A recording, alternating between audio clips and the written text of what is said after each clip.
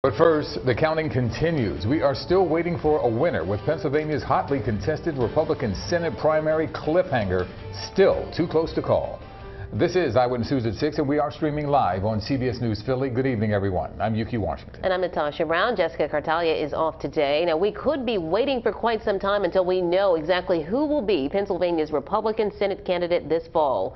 With more than 96% of the vote counted, Mehmet Oz has a razor-thin lead over Dave McCormick. Right now, who's going to win this? It's anyone's guess. And Natasha, thousands of votes are still left to be counted across the Commonwealth. This is a live look at the Philadelphia Ballot Processing Center in the Northeast, where mail-in ballots are being counted as we speak. And there, Eyewitness News reporter Alicia Roberts joins us outside that center to tell us more. Alicia.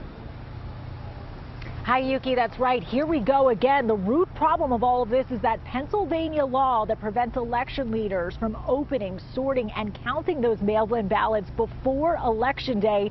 Latest numbers from Philadelphia's election chair shows a third of yesterday's primary vote will come in as mail-in ballots. More than 20,000 of those mail-in ballots still need to be counted, and she believes we are not likely to see a final vote count totaled until tomorrow, possibly even Friday.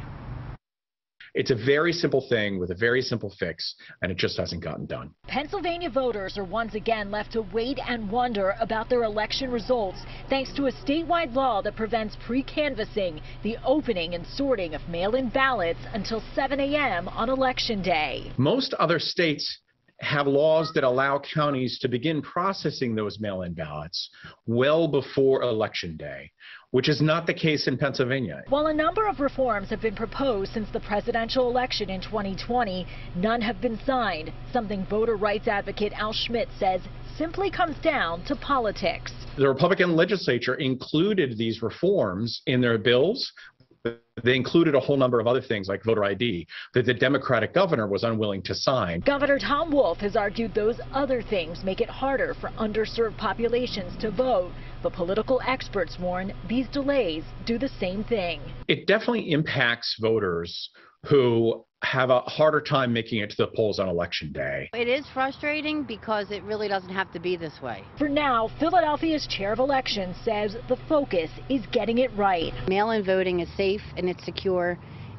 Don't be dismayed because of the length of time it takes. Know that there are people in there that are working feverishly to get it done, and above all, it's going to be accurate.